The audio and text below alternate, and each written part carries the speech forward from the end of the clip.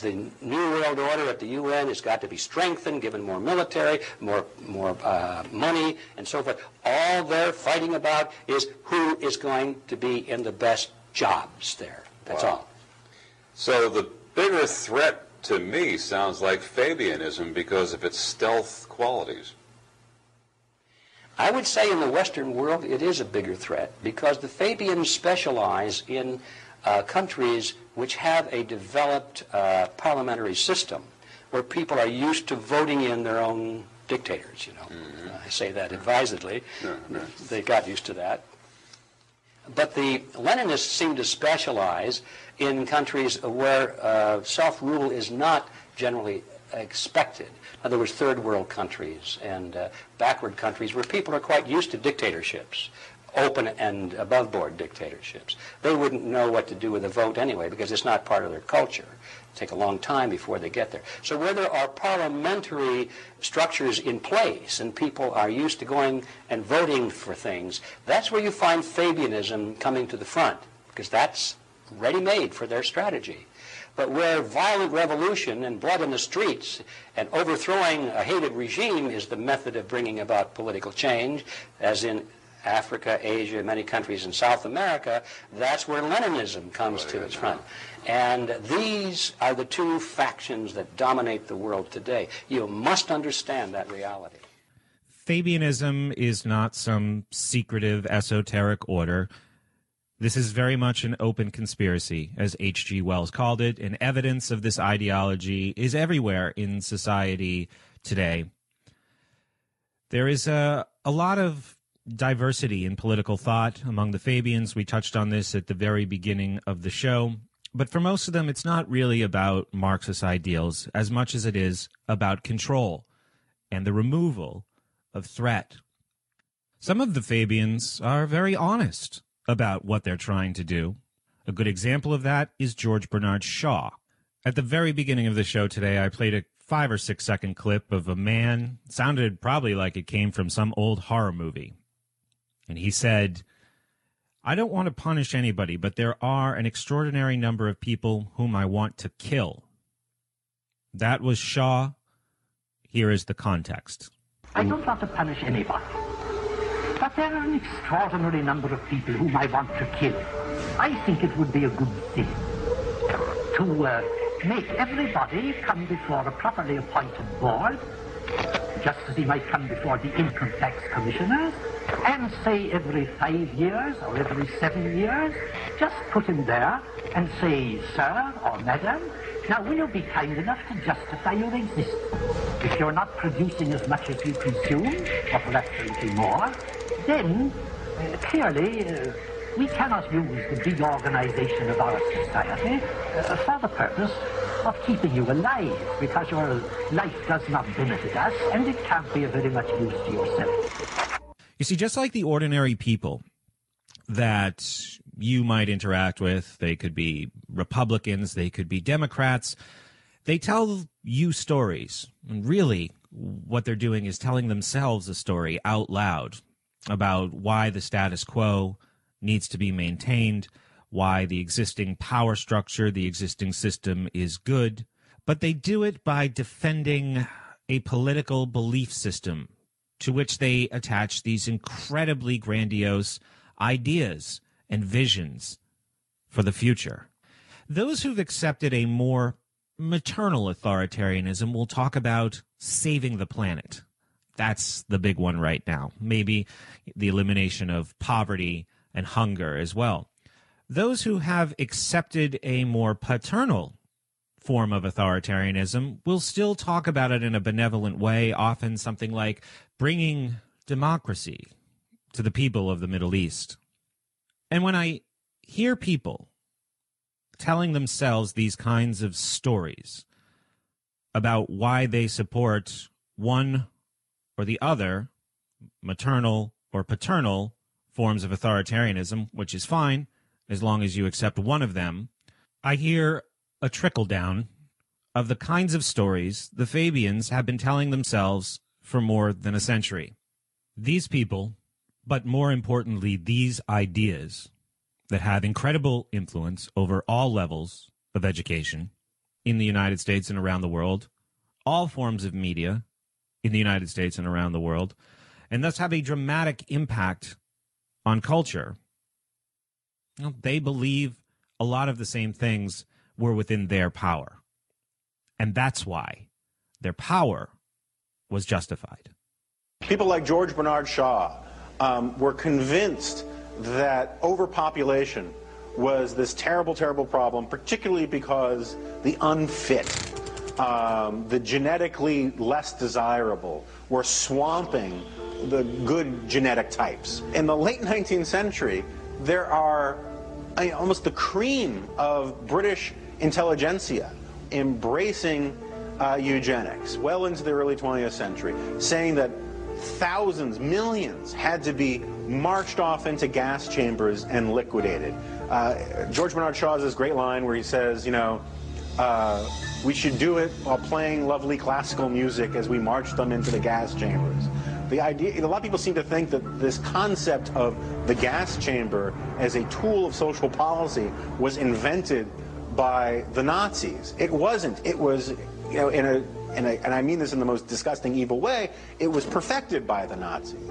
But this idea of using things like gas chambers to kill off millions of people so that the rest of the good guys could prosper and move to the sunny uplands of history was immensely popular. Now, this certainly sounds horrible, and if you or I were to suggest such an agenda, we would certainly be condemned by everyone we know, and rightfully so.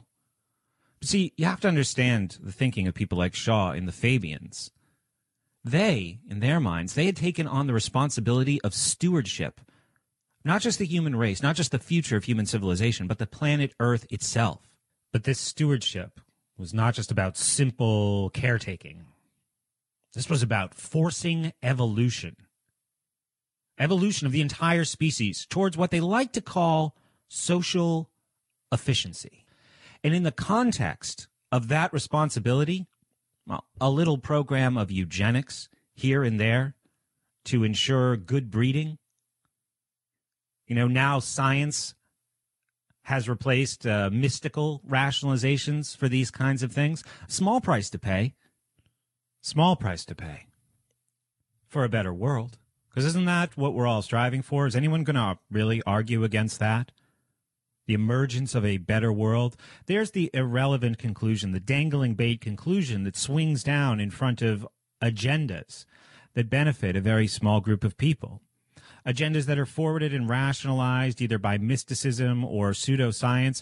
And the truth is that a majority of people, for really a variety of reasons, have already fully embraced this. I talked about before, it's not just in their political ideals, their vision of the future, whatever, stopping climate change. They've embraced it in practice. But the root of that problem is not the infiltration of what we call education. It's not compulsory government school. It's not academia. It's not the mainstream media. Those are tools in the furtherance of dangerous ideas.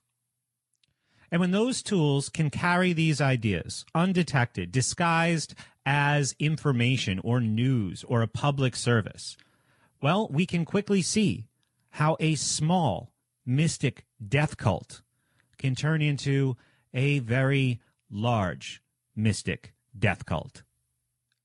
And just before we go any further, I'd like to revisit Kant's idea, not only of the ethics of duty, but of the categorical imperative. This was the idea of I guess we'd call this subjective universality, right? That your action, you should act as if it creates a universal rule. Well, again, what's missing from that is the psychology of power. In my opinion, we live in the results of the categorical imperative. We live in a society where the rulers benefit from war, from political divisions, and from ignorance. And all of those practices are considered virtuous in our society today. The worship of war, the exacerbation of political problems, and the state of ignorance are all thumbs up in our culture today. And that doesn't benefit the people who practice those things. It benefits the rulers.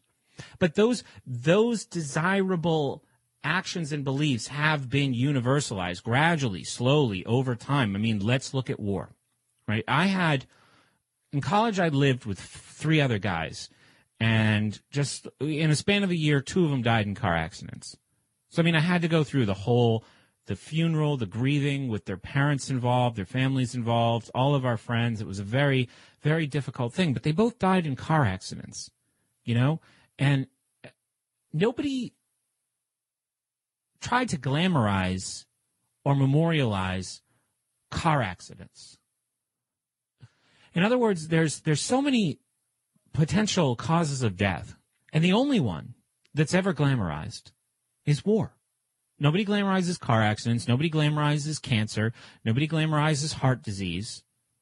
Nobody glamorizes murder. But war is like off limit. In all these other places, it's like, well, geez, how can we stop this from happening again? What can we do? Put on a pink ribbon for breast cancer. But in war, it seems like the grieving process involves making the cause of death itself virtuous, like a virtuous institution, of the virtuous course of action. Well, that's the thinking of a mystic death cult. I mean, think about how heroic people who went to fight in World War II were considered to be in the time. When the government, the people calling themselves government, said to the American populace, they said, what we're going to do is we're going to split up families. We're going to take away fathers. We're going to take away brothers. We're going to take away husbands. So we're totally going to disrupt the family in this country. We're going to send the men away. Many of them will not come back. Then we are going to put the wives to work. And we're going to just leave these children to raise themselves, or best case scenario, in a single parent home, at least for the time being, if not forever.